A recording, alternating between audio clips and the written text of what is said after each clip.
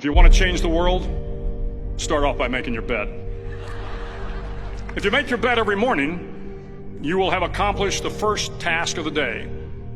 It will give you a small sense of pride, and it will encourage you to do another task, and another, and another.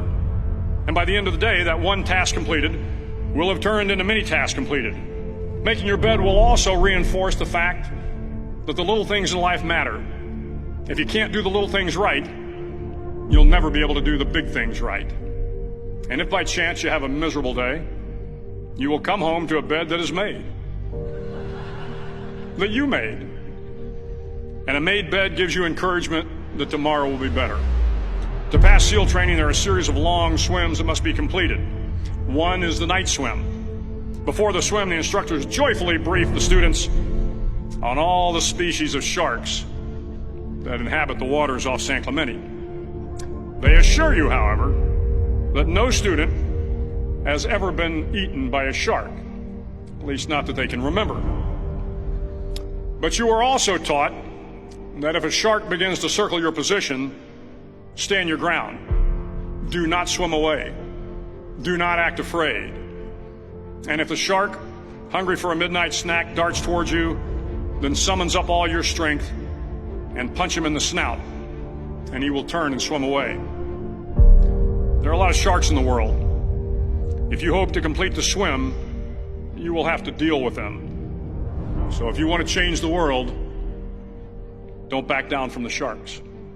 Over a few weeks of difficult training, my SEAL class, which started with 150 men, was down to just 42. There were now 6 boat crews of 7 men each. I was in the boat with the tall guys, but the best boat crew we had was made up of the little guys, the Munchkin crew, we called them. No one was over 5'5". The Munchkin boat crew had 1 American Indian, 1 African American, 1 Polish American, 1 Greek American, 1 Italian American, and 2 tough kids from the Midwest. They out-paddled, outran, and outswam all the other boat crews. The big men in the other boat crews would always make good-natured fun of the tiny little flippers the Munchkins put on their tiny little feet prior to every swim. But somehow these little guys from every corner of the nation and the world always had the last laugh, swimming faster than everyone and reaching the shore long before the rest of us. SEAL training was a great equalizer. Nothing mattered but your will to succeed, not your color, not your ethnic background, not your education, not your social status. If you want to change the world, measure a person by the size of their heart, not by the size of their flippers. The 9th week of training is referred to as Hell Week. It is 6 days of no sleep, constant physical and mental harassment, and 1 special day at the Mud Flats. The Mud Flats are an area between San Diego and Tijuana where the water runs off and creates the Tijuana Sloughs, a swampy patch of terrain where the mud will engulf you. It is on Wednesday of Hell Week that you paddle down to the Mud Flats and spend the next 15 hours trying to survive the freezing cold, the howling wind, and the incessant pressure to quit from the instructors. As the sun began to set that Wednesday evening, my training class, having committed some egregious infraction to the rules, was ordered into the mud. The mud consumed each man till there was nothing visible but our heads. The instructors told us we could leave the mud if only 5 men would quit. Only 5 men, just 5 men, and we could get out of the oppressive cold. Looking around the mud flat, it was apparent that some students were about to give up. It was still over 8 hours till the sun came up. 8 more hours of bone-chilling cold. The chattering teeth and the shivering moans of the trainees were so loud, it was hard to hear anything. And then one voice began to echo through the night. One voice raised in song.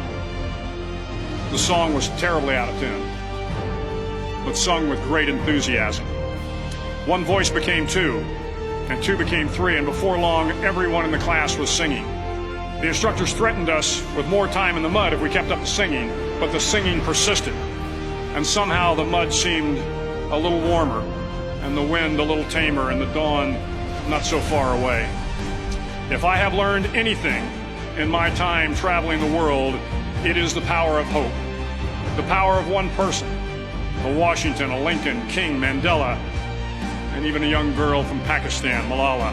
One person can change the world by giving people hope. So if you want to change the world, start each day with a task completed. Find someone to help you through life. Respect everyone. Know that life is not fair and that you will fail often. But if you take some risks, step up when the times are the toughest, face down the bullies, lift up the downtrodden, and never ever give up. If you do these things, the next generation and the generations that follow will live in a world far better than the one we have today. And what started here will indeed have changed the world for the better.